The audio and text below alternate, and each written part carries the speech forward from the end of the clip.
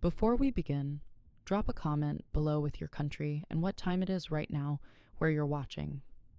Whether it's sunrise in Nairobi, midnight in New York, afternoon in Canada, or evening in France, I want to know. Don't just sit back. Tell me where in the world you are. Now let's dive into the story. Cold rain cut through the stone circle as Elowen Ashrin stood barefoot on the frost-slicked rock, her thin ceremonial dress clinging like a confession she never chose to make. Torches hissed. Wolves crowded close. At the center, Ryden Crow lifted his chin and spoke the words meant to bind souls.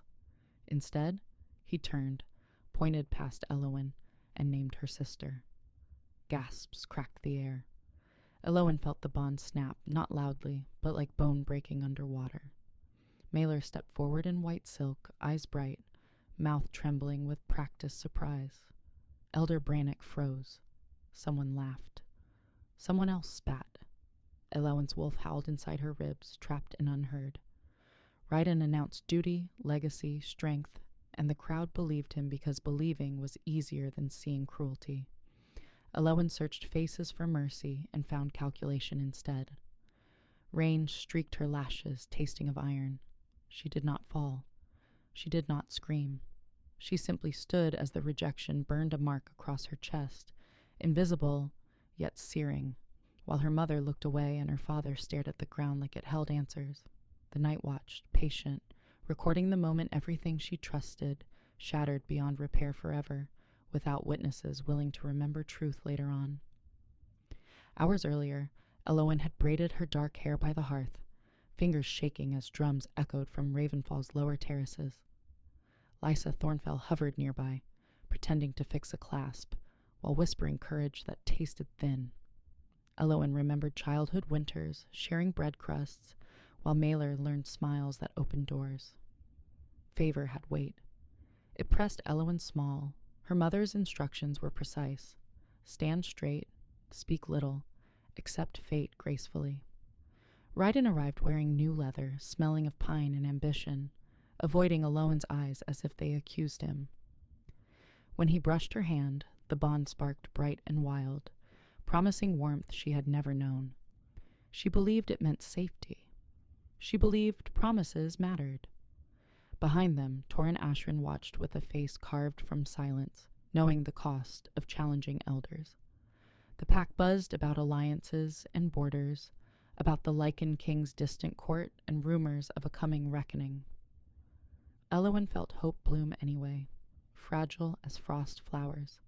She carried it to the stone circle, unaware it would be crushed publicly, deliberately, to teach her where she belonged. That lesson would echo longer than scars, reshaping every choice she would make from that night onward, under unforgiving moons and watching stars. Back in the present, Elder Brannock cleared his throat, announcing the bond transferred cleanly, legally, irrevocably. The words struck like thrown stones.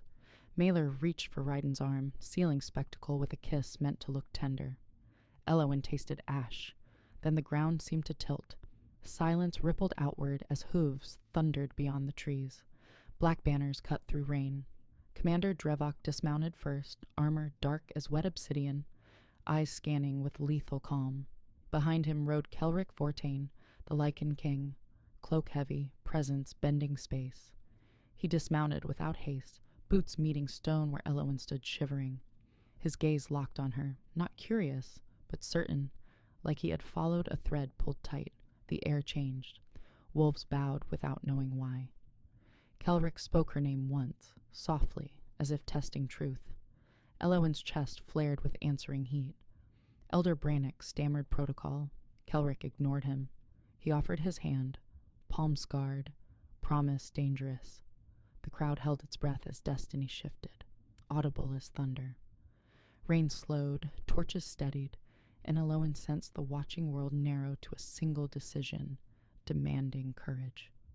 Every heartbeat counted now, loudly, mercilessly, before someone tried to steal this moment away from her again, forevermore now. Ryden found his voice and laughed, sharp and brittle, accusing theatrics and ancient debts. He claimed Elowen broken, unworthy, already discarded. Mailer squeezed his arm harder, fear flickering despite her smile. Kelrick turned then, finally granting Ryden a glance colder than mountain shade. He spoke of laws older than packs, of mates wronged and rights reclaimed. With deliberate care, he placed his cloak around Elowen's shoulders, warmth seeping through soaked linen, calming the frantic wolf within. The rejection scar dulled, replaced by a stronger pull, vast and steady. Kelrick announced his claim publicly, binding it with blood drawn from his own palm, letting it fall upon the stone. Gasps returned, louder. Elder Brannock protested sovereignty. Commander Drevok stepped closer. The Lycan King's authority settled like snowfall, silent and absolute. Elowen's knees weakened, not from shame now, but relief edged with terror. She took Kelrick's offered hand, fingers fitting, destiny clicking into place. Somewhere, thunder answered. Ryden's laughter died. Mailer's breath hitched. The pack understood power had shifted, irrevocably, before their eyes tonight. Elowen lifted her chin, meeting whispers with steady silence learned through years of endurance. Hope hurt, but it also healed, stitching strength where wounds once lived inside her. As the banners withdrew and rain thinned to mist, Kelrick leaned close, voice low, promising safety without softness. Elowen believed him because he did not ask her to forget pain. He asked her to walk forward anyway. Together they stepped from the circle, leaving murmurs behind like shedding skin. Ryden shouted threats about councils and wars. Kelrick did not turn. Commander Drevok closed ranks. Lisa appeared, eyes shining with fierce pride. Elowen looked back once at her family, seeing strangers framed by torchlight. The stone circle felt smaller already. At the tree line, Kelrick paused, sensing watchers and futures converging. He told Elowen truth would cost her comfort, but grant her voice. She nodded, feeling taller. Above them, clouds parted, revealing stars sharp as promises. Somewhere beyond mountains, a citadel waited, and trials yet unspoken. Elowen inhaled cold air, steadying her heart. The rejected girl was gone. In her place stood a woman claimed not by pity, but choice. The night closed behind them, sealing the beginning of everything to come. Footsteps echoed softly, marking departure from shame toward a path lit by hard-won courage. Ahead, dangers waited patiently, but Elowen no longer feared being seen or silenced again by anyone. Dawn broke thin and gray over the Frostvale Pass as Elowen rode behind Kelrick. The Lycan King's cloak wrapped tight around her shoulders, smelling of smoke and winter steel. The night's shock still rang through her bones. Each hoofbeat echoed like a question she had no answer for. Below them, the stone circle lay hidden by mist, already turning rumor into legend. Elowen kept her gaze forward, afraid that looking back would drag her into grief again. Kelrick rode in silence, broad back steady, as if the mountains themselves had chosen his shape. When cold wind cut through her dress, he slowed, adjusting their pace without comment. The gesture unsettled her, more than cruelty would have. Kindness demanded trust, and trust felt dangerous. She thought of Mailer's white silk stained by rain, of Ryden's face when laughter failed him. The rejection mark still throbbed faintly, a bruised memory refused to release. Elowen pressed her fingers into Kelrick's cloak, grounding herself. Wolves watched from ridgelines, eyes glinting amber. None challenged them. Power moved like weather, undeniable. Elowen realized she had crossed a line no apology could erase. Whatever waited ahead would require strength she was not yet sure she possessed alone. The road curled downward into shadowed pine, carrying her backward through memories she had buried. She remembered Mailer learning to dance while Elowen scrubbed floors, remembered Ryden's early smiles before ambition hardened him. Once by the river, he had promised forever with a carved charm, then laughed it off when elders passed. Elowen had swallowed disappointment, telling herself patience was love. That patience became habit.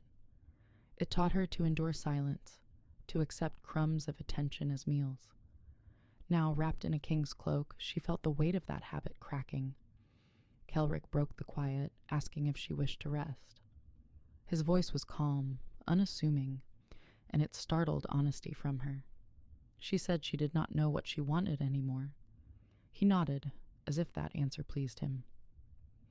"Then, you are already changing," he replied. They stopped at a clear stream. He dismounted first, offering a hand down. Elowen hesitated, then accepted. The water ran cold and pure, numbing her fingers as she washed rain from her face, watching her reflection shift from girl to stranger, becoming herself. At the campfire, Commander Drevok posted guards without ceremony. No one stared. No one whispered. The absence of judgment felt louder than scorn. Elowen ate bread and dried fruit slowly, surprised by hunger returning. Kelrick sat across the flames, sharpening a blade that caught firelight like lightning. He told her the council would challenge his claim, that Ryden's pack would howl for recompense. Elowen braced, expecting reassurances she did not want. Instead, Kelrick asked what she feared most. The question pierced her. After a moment, she said being chosen only to be discarded again. Kelrick met her gaze, eyes dark, unwavering. He said he did not claim broken things to mend his pride. He claimed equals to share burdens. He offered no vows yet. The restraint felt deliberate, respectful. From the trees, a wolf padded closer, silver-flecked, bowing its head to Elowen before retreating. She felt the world reorient slightly, acknowledging her presence. The fire crackled. For the first time, the rejection's ache dulled enough to breathe through, replaced by cautious curiosity about who she might become when not shrinking to survive. They reached the Vortain citadel by dusk, its black stone rising from basalt like a crown. Torches lined the gate. Attendants bowed, eyes sharp with assessment. Nerys Vale stepped forward, cloak pale, voice gentle, as she welcomed Elowen without titles, without questions. The simplicity steadied her. Inside, corridors echoed with history. Murals showed Lycans choosing mates amid storms, battles won by unity rather than dominance. Elowen felt seen by strangers long dead. In a quiet chamber overlooking a ravine, Kelrick stopped. He told her this space was hers, that doors here closed only by choice. The words landed heavy with trust. Elowen crossed the threshold alone, setting down the cloak. The room smelled of cedar. She touched the window, watching fog curl below. Somewhere far behind, Ravenfall nursed outrage. Somewhere ahead, trials gathered. Elowen pressed a palm to her chest, feeling 2 heartbeats align for a breath. She did not know love yet. She knew respect. She knew possibility. That night, sleep came without tears, carrying dreams of standing tall beneath open skies. Morning brought steel-gray light and the sound of horns. Elowen rose, steadying herself as Nerys helped her dress in simple wool. No jewels, no ceremony. Outside, the courtyard filled with council members, banners snapping. Ryden stood among them, jaw tight, Mailer pale beside him. Elowen's pulse quickened, but she did not retreat. Kelrick took her hand openly, leading her forward. Murmurs swelled. Elder voices demanded precedent. Kelrick answered with law and lived examples, each word placed carefully, unyielding. When accusations flew toward Elowen, he stepped aside, giving her space. The choice stunned her. She spoke plainly of rejection endured, of bonds broken publicly, of dignity reclaimed. Her voice shook once, then steadied. The crowd shifted, sensing truth over theatrics. Ryden tried to interrupt. The council silenced him. Mailer's eyes filled, not with triumph now, but loss. Elowen felt no victory in it, only release. When the council adjourned, the air changed again. Kelrick squeezed her hand once, proud without possessiveness. Elowen exhaled, realizing the first test had passed. Many more would come, but she had found her voice, and it would not be taken quietly ever again. The council's judgment settled like cooling ash across the citadel, leaving Elowen suspended between relief and dread. She walked the upper ramparts alone, boots whispering against stone, watching fog lift from the ravine as hawks traced patient circles. Whispers followed her like shadows, not cruel, not kind, simply curious. Being observed felt different now that she had spoken for herself. She replayed the moment Kelrick had stepped aside, offering her space rather than shelter. The memory steadied her spine. When the horn sounded again, shorter this time, she knew another test had arrived. Commander Drevok approached with clipped formality, announcing emissaries from Ravenfall. Elowen's chest tightened. She nodded, choosing not to hide. In the audience hall, banners hung motionless, the air thick with unspent arguments. Raiden entered first, eyes sharp with wounded pride. Mailer followed, hands clasped, face composed yet trembling. Seraphine Ashran's gaze slid over Elowen as if measuring a stranger's worth. Torrent Ashran lingered behind, shoulders heavy. Kelrick stood at Elowen's side, silent, present, letting the room breathe before words sharpened. Elowen realized power was not noise, it was restraint. Seraphine spoke of family bonds and misunderstandings, framing rejection as necessity. Raiden demanded restitution, citing tradition. Elowen listened, heart beating steady, recognizing old patterns trying to reclaim her. When Kelrick invited her to respond, she surprised herself by refusing to argue. Instead, she named what had happened, cleanly, without embellishment. She described standing barefoot in rain while laughter cut. She named the cost of silence. The room shifted. Mailer's composure cracked, eyes shining with the guilt she had never allowed herself to feel before. She whispered Elowen's name like an apology, too late. Elowen did not accept it, nor did she reject it. She acknowledged it, letting truth exist without comfort. Torrin met her gaze, regret finally finding voice in a nod. Seraphine stiffened, recognizing authority slipping. Kelrick ended the exchange with a single decree. Ravenfall would honor the claim and cease pursuit. Any further provocation would invite sanction. The words fell heavy. As the emissaries withdrew, Elowen felt grief, loosen its grip, replaced by something steadier. Closure was not forgiveness. It was choosing to walk forward unburdened. Training began the next dawn. Not to harden Elowen into a weapon, Kelrick said, but to teach her to trust her strength. The practice yard rang with steel and breath. Drevok instructed with brutal clarity, correcting stances, demanding balance. Elowen stumbled, rose, stumbled again. Sweat blurred her vision. Lysa's voice echoed in memory, urging persistence. When her wolf surged, impatient, Elowen learned to breathe through it rather than clamp down. Kelrick watched from the shade, intervening only once to demonstrate a turn that redirected force instead of meeting it. The lesson sank deep. Power conserved endured. Afterward, Neris brought water and a quiet smile. Elowen laughed unexpectedly, sound startling herself. It felt good to fail where failure was allowed. That evening, she sat with Kelrick over maps and candlelight as he spoke of borders and councils, of threats gathering beyond Frostvale. He did not ask her to choose sides yet. He asked what she noticed. Elowen pointed to supply lines and winter choke points, instincts honed by scarcity. Kelrick's brows lifted. He listened.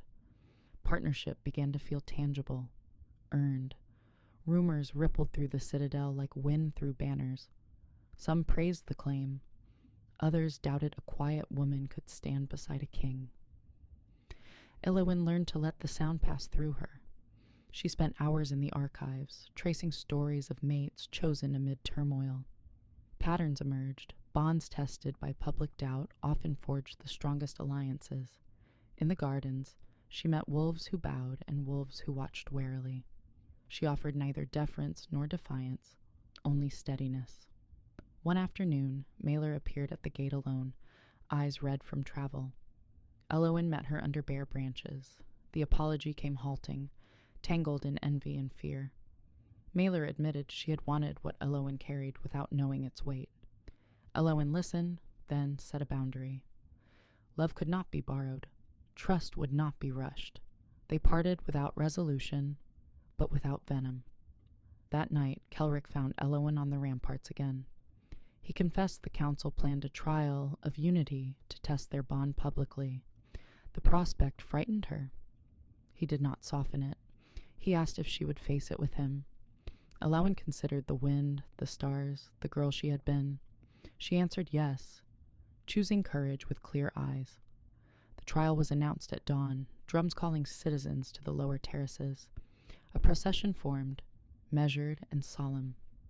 Alowen wore plain gray, hair unadorned, feeling honest in simplicity. Kelric matched her pace, not leading, not following. At the trial ground, a ring of stones marked ancient law. Elder Brannock presided, voice resonant. The challenge required trust enacted under strain. A descent into the ravine's mist, where paths split and signals failed. They would rely on instinct and bond alone. As they stepped into fog, sound vanished, sight narrowed to arm's length. Fear rose, sharp. Elowen reached for Kelric's presence, not his hand, and felt it answer steady as bedrock. When the path forked, she chose left, guided by a pull she could not explain. Kelric followed without question. They emerged together hours later, unscathed, certainty etched between them. The crowd exhaled as one. Elder Brannock struck the stone, declaring unity proven. Elowen's breath shook. She had not been carried through. She had led. As cheers rose, Kelric leaned close, murmuring gratitude. Elowen smiled, small but fierce, understanding at last that becoming was a series of choices honored by action. The future waited, demanding, but she was ready to meet it standing tall. The aftermath of the trial lingered like warmth after fire, comforting yet fragile. Elowen felt it in the way courtiers greeted her by name, in the steady nods from guards who once watched in silence. Respect arrived quietly, earned rather than granted. Still, she sensed unease threading beneath celebration. Power never shifted without backlash. Kelric confirmed it at dusk, spreading reports across the council table. Border pacts stirred, old loyalties wavered. Ravenfall's unrest bled outward, stirring ambition in rivals who smelled weakness. Elowen studied the maps, fingers tracing ridges she knew by instinct. Hunger had taught her geography the hard way. She pointed to Frostvale's eastern spur, warning of supply strain if winter tightened early. Kelric listened, then tasked quartermasters accordingly. The decision rippled quickly, averting panic before it bloomed. That night, Elowen slept deeply, dreaming not of rejection, but of pathways opening under moonlight. Morning shattered peace with horns, long and urgent. A scout collapsed at the gate, blood dark on snow. Raiders had struck a border village, taking children. The council erupted. Kelric's command cut through noise. He would ride now. Elowen rose with him, heart pounding, knowing innocence was being tested against cruelty again, and choosing not to look away. They rode hard through pine and ice, breath clouding, urgency snapping reins. Elowen's wolf surged, lending endurance she had never trusted before. When they reached the village, smoke curled from shattered roofs, the air sharp with fear. Survivors huddled, eyes hollow. Elowen knelt with them, listening as one woman described masked attackers bearing no sigil. Children gone. The detail chilled Elowen.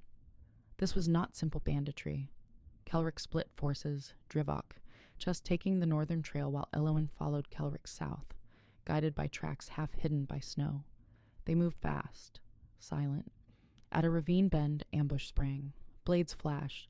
Elowen reacted without thought, turning an attacker's force aside as she'd learned, striking low. Pain flared, then clarity. Kelric fought like weather, precise and devastating. When the skirmish broke, prisoners fled, abandoning. Captives tied nearby. Elowen freed the children, voice steady, hands gentle. One clung to her, sobbing. The moment anchored her. This was why power mattered, not crowns. Protection.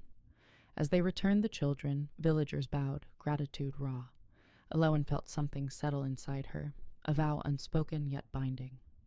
News spread fast. By the time they returned to the citadel, praise and fear braided together. Some hailed Elowen as a protector, Others whispered she courted danger, pulling the king into risks. Kelrick addressed the court plainly, crediting Eloan's judgment for lives saved. He did not soften criticism, he met it. Later, alone, he admitted worry, claiming her publicly painted a target. Eloan acknowledged the risk. She had lived with targets before, drawn by vulnerability. This time felt different. Choice sharpened danger, but also meaning. She requested formal authority over relief efforts to rebuild the village and secure routes. The council debated.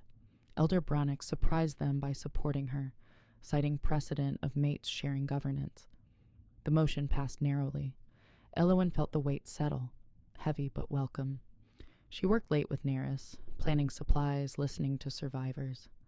Fatigue burned, but purpose steadied her. When she finally rested, Kelrick left a simple token by her bedside. The carved charm Ryden once mocked, now mended with silver. Eloan smiled sadly, then tucked it away. Symbols changed when claimed intentionally. Ravenfall answered with provocation. A formal challenge arrived, accusing Kelrick of overreach and Eloan of manipulation. The timing was deliberate. Eloan read the parchment, pulse steady. She asked to respond herself. Kelrick hesitated, then agreed. At the public forum, she spoke of the raid, of children returned, of responsibility beyond pride. She named fear as a poor leader. Murmurs swelled. Ryden stood, face tight, accusing Eloan of exploiting tragedy. She met his gaze calmly, stating facts without venom. Evidence followed. Captured masks traced to allies Ryden courted. The crowd turned. Mailer watched from the edge, tears slipping unchecked. Authority shifted again, visibly. The challenge dissolved into outrage against deception. Kelrick closed proceedings, sanctioning those involved. Afterward, Eloan felt hollow, victory tasting thin. Kelrick found her on the parapet, wind tugging hair loose. He did not praise. He asked how she felt. She answered honestly, tired, resolved. He nodded, understanding cost. Together they watched night settle, stars sharp and cold. Eloan sensed another escalation coming, larger, darker. Yet fear no longer owned her.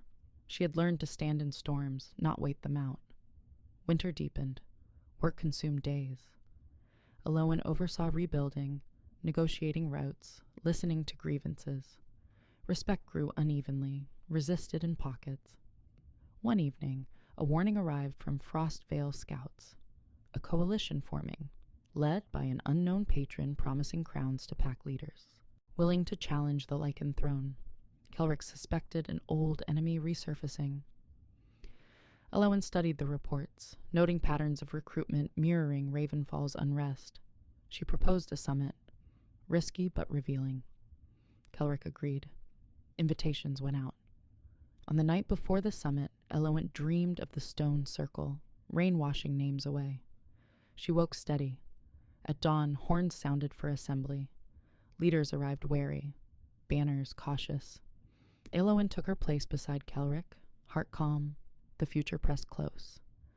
Whatever emerged, she would meet it with eyes open, voice clear, and courage chosen daily. The rejected girl was a memory now. The woman remained, forged by trials, ready to shape what came next. The summit opened under a sky the color of iron, clouds hanging low as if listening. Eloan stood beside Kelrick on the high dais, stone cold beneath her boots, wind tugging at her cloak. Pack leaders gathered in cautious clusters, eyes measuring distance, strength, advantage. She felt the weight of their judgment like pressure on her lungs. This was different from the stone circle. There would be no single dramatic gesture to resolve things. Power here moved through words sharpened into weapons. Kelrick opened with restraint, naming shared threats and shared histories. When he finished, silence stretched. Then a leader from the low marshes spoke, questioning Eloan's influence, hinting that the Lycan King's bond had softened his edge. Murmurs followed. Eloan felt heat rise, not anger but resolve. Kelrick did not defend her. He waited. She stepped forward, heart steady, and spoke of hunger winters and border raids, of leadership measured by protection rather than pride. She invited dissenters to walk rebuilt villages, to hear children laugh again. Her voice did not rise. The room leaned in. When she finished, a woman from the western cliffs nodded once, slow and deliberate. Others followed. Not unity yet, but cracks forming in resistance. Elowen exhaled, knowing persuasion planted seeds rather than forcing harvests. The unknown patron revealed himself through proxies by nightfall, sending a challenge wrapped in flattery and threat. Kelric read it once, jaw tight, then handed it to Elowen. She scanned the script, recognizing a mind that prized spectacle.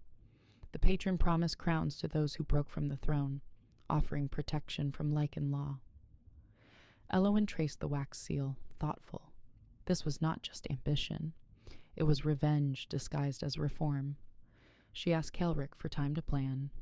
He agreed, trusting her instincts. Together they designed a counter, transparency. They would expose the patron's methods publicly, stripping allure with daylight. It was risky. Secrets protected cowards.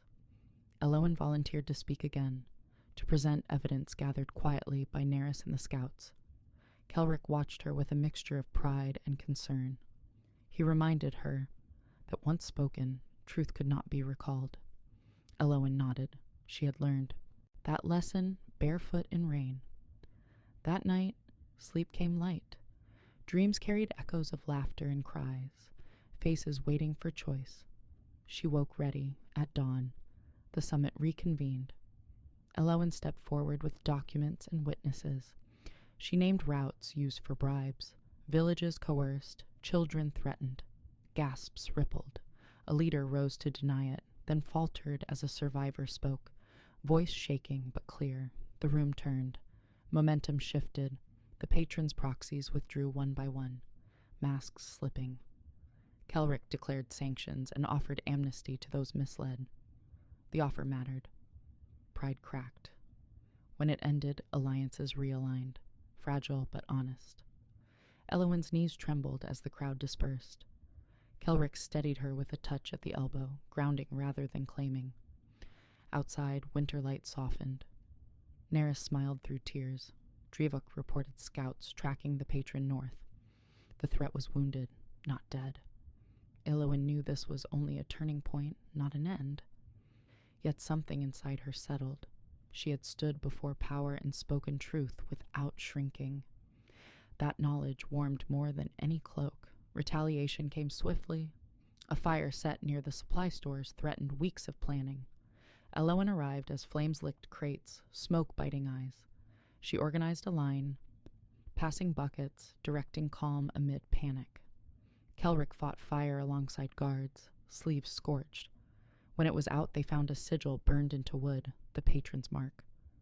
Anger flared across the citadel. Elowen gathered leaders, urging restraint. This was provocation. They needed proof, not vengeance. Her steadiness cooled tempers. That evening, Mailer appeared again, bruised and shaken. She confessed Ravenfall was being squeezed by the patron's agents, punished for hesitation. Elowen listened, then made a choice she once thought impossible. She offered aid without conditions, asking only honesty. Mailer wept, breaking. Elowen felt the old wound ache, then ease. Mercy did not erase harm, but it could halt its spread. Kelric supported the decision publicly, signaling unity over pride. Some protested, more agreed. The web tightened around the patron. Scouts returned with news. The patron planned a decisive strike during the next full moon, aiming to fracture loyalty through spectacle. Elowen proposed turning the trap. They would appear divided while quietly reinforcing vulnerable roots, drawing the enemy into overreach. The plan demanded trust across old wounds. Leaders hesitated, then committed. Preparations moved in silence. Elowen trained harder, refining control, trusting her wolf's instincts as partner rather than threat. On the eve of the moon, she and Kelric stood together on the ramparts. He asked if she regretted the path chosen. She considered the question honestly. Regret lingered like a ghost, but it no longer steered her. She answered that she chose this life with eyes open. Kelrick nodded, relief visible. He confessed fear of losing her. Elowen met it with truth. Fear meant something worth protecting. They clasped hands, equal. Below, the citadel breathed, ready. When the moon rose full and bright, horns sounded, not alarm, but signal. The patrons' forces advanced, confident in whispers of dissent. They met resistance where they least expected it. Traps closed, routes vanished, leaders held. Elowen moved through chaos with clarity, directing, protecting, refusing to be sidelined. She faced a masked commander and disarmed him with practiced turns, breath steady. When the mask fell, recognition flashed. An elder long thought neutral, consumed by grievance. The revelation broke the enemy's spine. By dawn, the threat scattered, leaders captured, villages safe. Exhaustion hit hard. Elowen sank onto stone, trembling. Kelrick knelt beside her, not as king, but partner. The sky paled. Something fundamental had shifted. The realm would remember this night, not for a crown defended, but for a woman who refused to disappear. Morning after the full moon arrived quietly, as if the land itself needed time to absorb what had happened. Frost glazed the stones of the citadel, sparkling under pale sunlight. Elowen stood in the infirmary doorway, watching healers move between cots where wounded guards and villagers rested. The air smelled of herbs and smoke. Victory had not erased pain, it had only prevented more of it. She felt the weight of responsibility settle deeper, no longer sharp, but constant. Kelrick joined her without ceremony, his presence familiar now, grounding. He told her the captured leaders were secured and the patrons' network dismantled for now, not destroyed. For the first time, Elowen understood that peace was not an event but a practice. She nodded, absorbing the truth. A child she had freed from the raid weeks ago waved shyly from a cot. Elowen smiled back, heart tightening. That small gesture mattered more than banners or declarations. As she turned away, whispers followed her again, but these were different. Gratitude, respect, expectation. She wondered when she had crossed the line from survivor to symbol, and whether she was ready to carry it without losing herself. The council convened at midday, faces drawn but resolute. Elder Brannock proposed formalizing Elowen's role as co-regent in matters of protection and welfare. The room stilled. This was unprecedented. Elowen felt heat creep up her neck, instinct urging retreat. Kelrick remained silent, eyes on her, offering space rather than shield. She stood slowly, choosing honesty over bravado. She spoke of limits, of needing counsel, of refusing to rule alone. Leadership, she said, should be shared or it would rot. Murmurs turned thoughtful. The motion passed with amendments, binding her authority to collaboration. Relief washed through her. Power with boundaries felt safer. Afterward, Torrin Ashran requested a private audience. In a quiet chamber, he apologized without excuses, voice rough with regret. He admitted fear had kept him silent for years. Elowen listened, allowing the words to land without reopening wounds. She accepted the apology without reconciliation promised. Some bridges rebuilt slowly, plank by plank. When he left, she felt lighter, as if a long-held breath finally escaped. Training shifted from survival to strategy. Elowen spent hours with scouts, learning signals and routes, sharpening instincts honed by scarcity. She discovered joy in competence, satisfaction in preparation. Kelrick challenged her openly now, debating choices, trusting her dissent.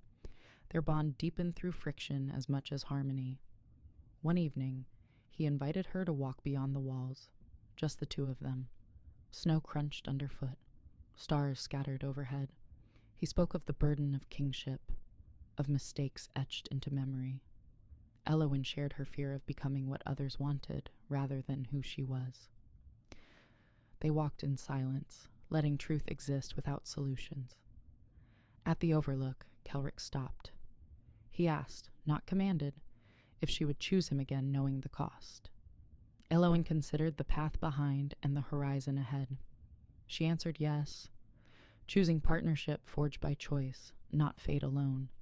He smiled then, soft and rare, and the night seemed to lean closer. News arrived from Ravenfall of unrest cooling, aided by supplies Elowen had authorized. Mailers sent a message of gratitude, tentative but sincere. Elowen allowed herself a small smile. Healing was uneven, but possible. Days later, a delegation from the Western Cliffs arrived, proposing a pact inspired by the summit's transparency. The realm was changing, slowly, painfully, but forward. Elowen addressed the delegation with calm confidence, surprising herself with how natural it felt. She was no longer borrowing courage. She carried it. Yet shadows remained. Scouts reported remnants of the patron's loyalists, slipping across borders, regrouping. Elowen pressed for vigilance without paranoia. Balance mattered. That night, she dreamed of the stone circle again, but this time the rain washed the ground clean, leaving only footprints moving outward together. The first public ceremony after the conflict drew crowds from every direction. Elowen stood beside Kelric as they honored the fallen and celebrated the living. When her turn came to speak, she kept it simple, thanking those who chose courage over fear. Applause rose, not thunderous but steady. As the crowd dispersed, Elowen felt something close to peace. It was fragile, earned daily, but real. She knew future trials would come. That power attracted challenge like flame drew moths. But she also knew she would not face them alone, nor would she disappear to survive them. The rejected girl existed only as memory now, a chapter closed without forgetting its lessons. Elowen Ashrin stood in the present, eyes forward, ready for whatever the world demanded next. Winter loosened its grip slowly, releasing the land inch by inch. Meltwater traced silver lines down the ravines, carrying whispers of renewal. Elowen felt the change in her bones, an easing she had not known to expect. With spring came movement, caravans resumed, markets stirred, and with them, new tensions. Prosperity invited envy. Elowen spent mornings walking the lower terraces, listening more than speaking. People told her of fears that lingered after nights of firelight and sirens, of suns who jumped at shadows. She did not promise safety. She promised vigilance. The difference mattered. Kelric met with envoys while Elowen coordinated patrols, sharing authority, visibly to quiet doubts. Still, rumors persisted of a surviving figure pulling strings from beyond Frostvale. Evidence was thin, but patterns suggested intent. Elowen proposed baiting the shadow with a public weakness, reducing a guarded route to draw attention. Kelric weighed the risk, then agreed under strict safeguards. Trust had grown teeth. The plan unfolded quietly. Elowen felt the familiar flutter of fear, welcomed it as signal rather than stop. Courage, she had learned, was fear held steady long enough to act. The trap snapped 2 nights later. A courier was intercepted carrying coded messages and a seal matching the burned sigil. Under questioning, the courier named a refuge hidden in the basalt caves north of the pass. Elowen insisted on joining the raid. Kelric hesitated, then set conditions. Drevuk assembled a lean team. They moved before dawn, cold air sharpening focus. Inside the caves, sound swallowed itself. Torches guttered. The enemy struck from above. Stones raining. Elowen reacted cleanly, directing flanks, reading echoes. They reached the inner chamber to find the patron's lieutenant waiting, defiant, desperate. He taunted Elowen, calling her an accident of fate. She answered with action, disarming him without rage. Captured documents spilled truth. The patron was not one person, but a coalition of disgraced elders seeking relevance. The myth shattered. Power dispersed loses its terror. As they withdrew, a collapse sealed the refuge, ending the threat without spectacle. Outside, dawn broke pale and gentle. Elowen breathed deeply, feeling an old knot loosen at last. Back at the Citadel, consequences followed swiftly. Trials were public, measured, fair. Elowen insisted on transparency, resisting calls for quiet executions. Justice done in daylight restored trust faster than fear ever had. Some accused her of weakness. She answered with patience. Over time, dissent softened. The realm steadied. Elowin found herself mentoring others, women and men who had been overlooked, hungry to contribute. She taught them what she had learned. Listen first, decide clearly, share credit. In the evenings, she and Kelric shared meals without ceremony, speaking of ordinary things. Love, she realized, lived in these small spaces as much as Granax. One night, he presented her with a ring forged from silver and basalt, simple and strong. He did not kneel. He asked if she would continue choosing him. She laughed softly, eyes bright, and said yes again. The ring felt cool, anchoring. Ravenfall sent word of a harvest festival invitation, tentative but hopeful. Elowin considered the past, then accepted with conditions of shared leadership and safety. The visit was cautious, but healing began. Mailer approached Elowin with a basket of bread, hands trembling. Elowin thanked her, accepting effort without erasing memory. They walked the fields together, speaking carefully, honestly. When Elowin left, she felt something mend. Not whole, but enough. Returning to the Citadel, she found plans underway for a realm council drawn from many packs, rotating seats to prevent stagnation. The idea thrilled and frightened her. Change always did. She lent her voice, shaping structures that would outlast individuals. At night, she stood on the ramparts, wind warm now, stars steady. The world felt wider, safer. The council convened under open sky weeks later. Decisions were made imperfectly, debated fiercely. Elowin navigated disagreements with calm persistence, surprised by how natural it felt to lead without dominating. When challenges arose, she remembered the stone circle reign and chose clarity over cruelty. As the meeting closed, Kelric announced a future of shared rule and mutual defense. Applause rose, genuine.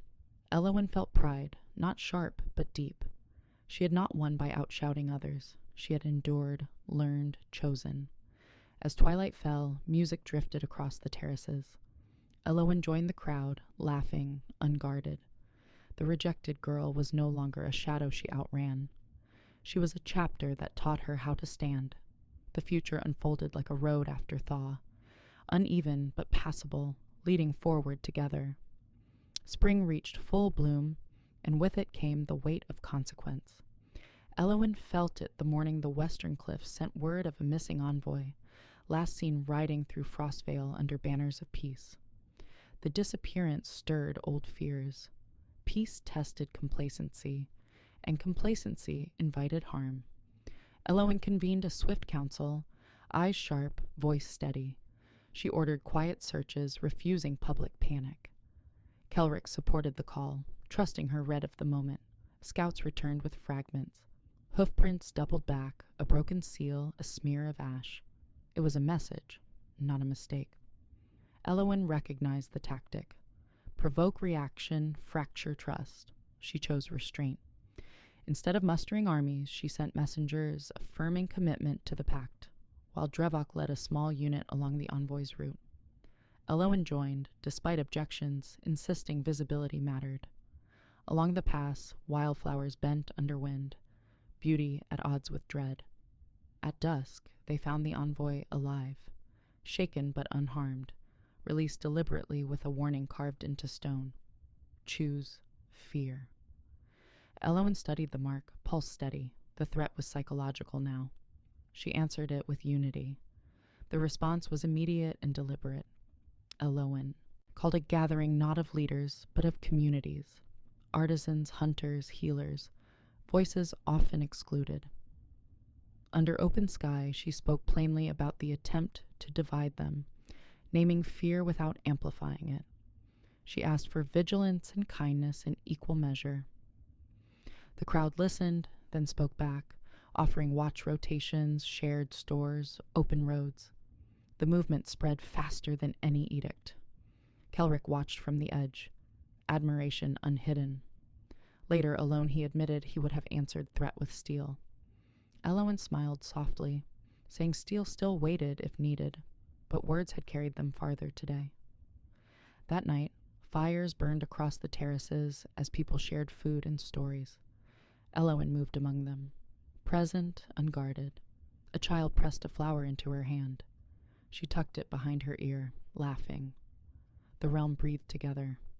Somewhere the unseen enemy recalculated. Elowen sensed it, welcomed the shift. Fear thrived in silence. They had chosen light.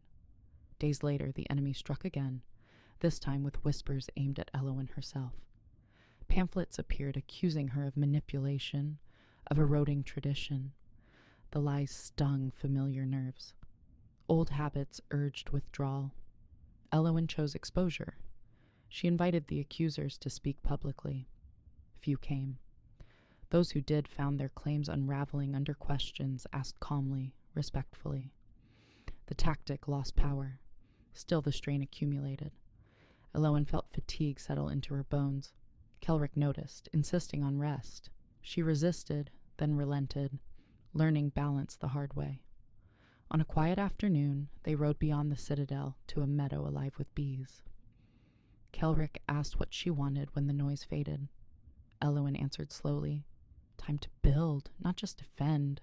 Schools, roads, systems that reduce desperation. Kelric nodded, already imagining how to make it real. Partnership felt less like fire now, more like hearth, steady, sustaining. The turning point arrived unannounced.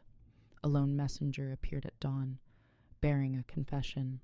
A former conspirator, broken by guilt, revealed the final plan.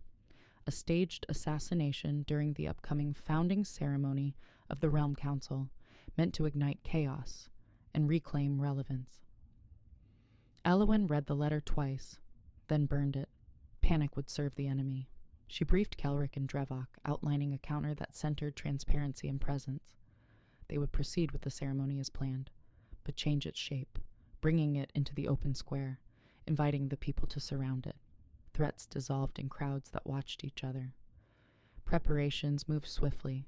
Elowen rehearsed calmly, breathing through nerves. She wore no armor, only the basalt ring and plain gray. On the day, sunlight flooded the square. Music rose. Elowen stepped forward to speak, voice clear. As the would-be assassin moved, guards intervened quietly, decisively. No spectacle, no fear. The moment passed like a held breath released. Applause followed, genuine and relieved. The plot died in daylight. As dusk fell, the council was founded with shared oaths and open hands. Elowen stood beside Kelric, not above, not behind. When cheers rose, she felt tears prick, not from pain but from release. The journey from rejection to choice, from silence to voice, had not erased hardship, it had transformed it. That night, she returned to the ramparts, flower pressed in a book of maps. The stars were steady. The future felt earned. She knew challenges would return in new forms. She also knew she would meet them with the same clarity that carried her here. The realm had changed because she refused to disappear. And in refusing, she had invited others to stand with her, building something that could endure. The days after the founding ceremony felt unnaturally calm, the kind of quiet that settled before a storm chose its shape. Elowen sensed it in the way birds startled too easily, in the way messengers arrived breathless with reports that carried no single threat but many small ones. The enemy was no longer a face or a coalition. It was consequence. Power reshaped landscapes, and reshaped landscapes resisted. Kelric convened the council nightly, weighing responses that balanced strength and restraint. Elowen listened, then spoke when clarity surfaced, her voice measured, grounded. Yet beneath her composure, something stirred, an ache she could not name. One evening, Nerys brought word that several outer pacts were refusing council taxes, citing ancient exemptions. The refusal spread like frost. Elowen recognized the pattern, not rebellion, but erosion. She proposed a personal visit, not with soldiers, but with listeners. Kelric argued risk. Elowen countered necessity. Finally, he agreed, setting strict safeguards. As preparations began, Elowen felt the old fear flicker, the memory of standing alone while others judged. She breathed through it, choosing presence over avoidance. Leadership demanded contact. Avoidance bred myths. They traveled light, arriving at the first dissenting pack by dawn. The settlement was modest, fields thin after hard winters. Faces were wary, not hostile. Elowen walked among them, asking questions, hearing grievances about broken promises predating her rise. She did not defend the throne. She acknowledged neglect. The honesty surprised them. When Kelric spoke, he named accountability and offered timelines. The exchange softened resistance. By nightfall, fires burned in shared circles. Elowen shared bread with elders, listening to stories that complicated history. She realized how easily power forgot those far from its walls. The next settlement proved harder. A leader accused Elowen of betrayal, claiming she used suffering to build her legend. The words struck deep. Elowen steadied herself, then asked the leader to walk with her. They toured granaries and roads, noting gaps. She offered resources and oversight, refusing spectacle. The leader relented, grudging but sincere. Progress was uneven, exhausting. Each night, Elowen collapsed into sleep, dreams crowded with voices. Kelric watched her closely, worry etched deep. He asked if she wanted to turn back. She said no, though fatigue pressed hard. Purpose outweighed comfort. The final stop shattered calm. As they approached a border hamlet, smoke curled skyward. Raiders struck fast, exploiting travel routes known only to insiders. Chaos erupted. Elowen moved instinctively, directing evacuations, pulling children from harm. Blades flashed, a shout warned too late. Pain bloomed white-hot at her side. She fell, breath knocked loose. Kelric roared, a sound that split the air, driving attackers back with ferocity. Drivok secured the perimeter. Elowen fought to stay conscious, grounding on Kelric's presence as healers pressed cloth to the wound. Blood soaked gray wool. Fear surged, not of death, but of leaving work unfinished. As she was carried to shelter, she caught sight of villagers forming lines, defending each other. The sight steadied her. Even wounded, her choices had rippled outward. Night fell heavy. Elowen drifted in and out, hearing Kelric's voice anchoring her. He blamed himself. She squeezed his hand weakly, refusing the burden. The attack was proof the old ways still fought. It was also proof they feared what was being built. Recovery was slow and humbling. Elowen hated stillness, hated watching others act while she rested. Nerys enforced boundaries gently. Kelric sat with her often, silent company, more soothing than promises. News filtered in.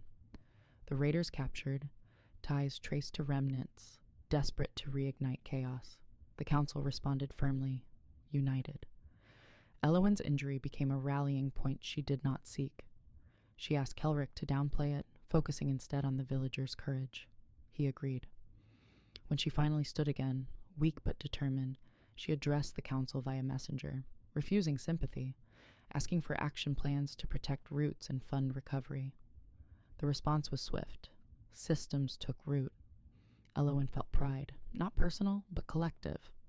One evening, alone with Kelric, she admitted fear of becoming a martyr symbol rather than a living leader. He listened, then promised to guard her humanity as fiercely as the realm. The vow mattered. As Elowen regained strength, she returned to the road, slower, wiser. The packs she visited now met her with concern, then resolve. Trust, once fragile, hardened into something durable.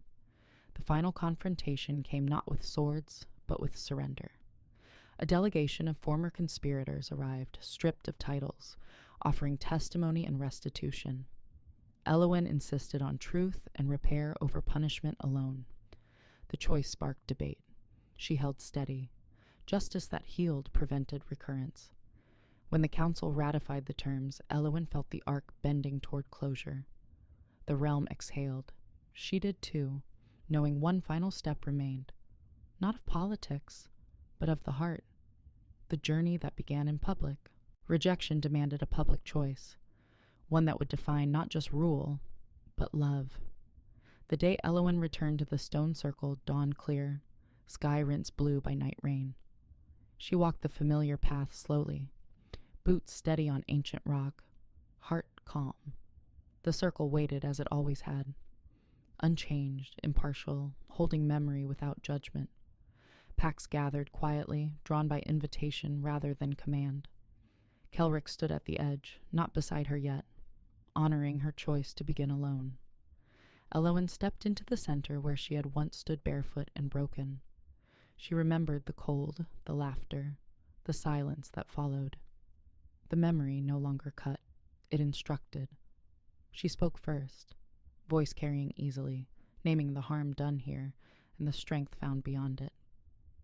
She spoke of rejection without bitterness, of power reclaimed without cruelty. Wolves listened, still as stone. When she finished, she turned and invited Kelric forward. He came without armor, without crown, meeting her gaze openly. Together, they placed their hands on the stone, not for spectacle, but acknowledgement. The circle felt warmer than she remembered. The land responded, quiet and sure. Elowen felt a release she had not known she carried, as if the past finally loosened its grip. Kelric spoke next, not of conquest or destiny, but of choice renewed daily. He named Elowen his equal before all, binding leadership to partnership by vow witnessed. No cheers rose yet. The moment asked for silence. Elowen answered with her own vow. Clear boundaries, shared power, mercy paired with resolve. She did not promise perfection. She promised presence. When they finished, Elder Brannick struck the stone once, sealing not a bond imposed, but one chosen. Applause followed, slow at first, then swelling, genuine. Faces in the crowd shone with recognition. Lisa smiled through tears. Nerys nodded, satisfied. Even those once opposed bowed their heads, accepting what had been earned. Elowen breathed deeply, the circle no longer a sight of pain, but proof of transformation. The ritual closed simply, no fireworks, no theatrics, just truth standing in daylight. Afterward, Elowen walked the perimeter, greeting people she had protected, debated, forgiven. Mailer approached hesitantly. Elowen met her halfway. They exchanged words brief and honest. Healing, they agreed, would continue elsewhere, slowly. Ryden did not attend. Elowen felt no pull toward absence. That chapter had ended. As the crowd dispersed, Kelric offered his arm. She took it, not as shelter, but as choice. They returned to the citadel together, passing through villages now vibrant with trade and laughter. Systems alone had helped build were visible everywhere. Shared granaries, open roads, schools rising where rubble once lay. The realm felt lived in, not ruled over. That night, a feast filled the terraces. Elowen laughed freely, danced with children, listened to stories. When fatigue finally tugged, she slipped away to the ramparts. Kelric joined her, quiet. They watched stars emerge, steady and countless. In the months that followed, the realm settled into its new shape. Challenges came, droughts, disputes, old habits resurfacing. But they were met together, transparently. Elowen grew into her role without losing herself, guarding time for reflection as fiercely as borders. Kelric learned to rest, to trust systems rather than shoulders alone. Love deepened in ordinary moments, shared meals, disagreements resolved, silences comfortable. The story of Elowen Ashrin spread, often distorted, sometimes mythologized. She corrected it when needed, letting truth remain human-sized. She never forgot the girl who stood rejected in rain. She honored her by refusing to disappear. Years later, when asked what changed everything, Elowen answered simply, she chose to stay visible. The circle still stood, bearing witness. The realm endured, not because of a king's claim, but because a woman claimed her voice and invited others to do the same. If this story moved you, even a little, don't scroll away just yet. Take a second to like the video, subscribe, and turn on notifications so you don't miss the next story, where love rises from rejection and strength is forged in silence. Tell me in the comments, What moment hit you the hardest? The public rejection, the quiet strength that followed, or the moment she finally reclaimed her voice? And if you've ever felt overlooked, underestimated, or replaced, remember this. Being rejected didn't end her story. It revealed it. Thank you for watching. Until next time, stay strong, stay kind, and never disappear from your own life.